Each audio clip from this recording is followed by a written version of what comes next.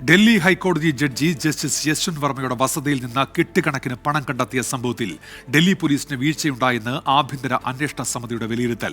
സംഭവത്തിൽ സീൻ മഹസർ തയ്യാറാക്കാത്തത് എന്തുകൊണ്ടാണെന്ന് പോലീസിനോട് സമിതി ചോദിച്ചു.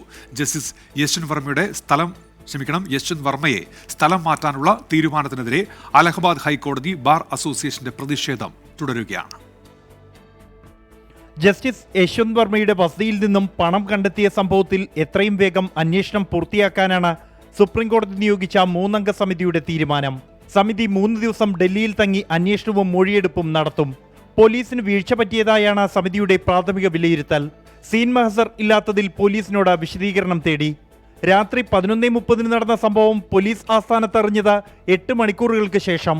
രാവിലെ 8 മണിക്ക് മോർണിംഗ് ഡയറി സമർപ്പിച്ചപ്പോഴാണ് സംഭവത്തെക്കുറിച്ച് അറിയുന്നതെന്ന് പോലീസ് സമിതിയെ അറിയിച്ചു.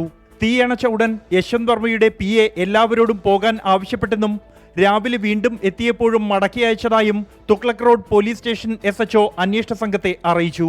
പോലീസിന്റെ സാന്നിധ്യത്തിൽ അന്വേഷണ സംഘം ജഡ്ജിയുടെ ജീവനക്കാരിൽ നിന്നും മൊഴിയെടുക്കും. പണം കണ്ടെത്തിയ സംഭവത്തിൽ FIR രജിസ്റ്റർ ചെയ്യാൻ ഡൽഹി പോലീസിനോട് നിർദ്ദേശിക്കണമെന്നാവശ്യപ്പെട്ടുള്ള ഹർജിയിൽ അടിയന്തര വാദം കേൾക്കാൻ സുപ്രീംകോടതി വിസമ്മതിച്ചു. യശ്വന്ത് വർമ്മയുടെ സ്ഥലം മാറ്റത്തിനെതിരെ അലഹബാദ് ഹൈക്കോടതി ബാർ അസോസിയേഷന്റെ പ്രതിഷേധം തുടരുകയാണ്. 24 ഡൽഹി.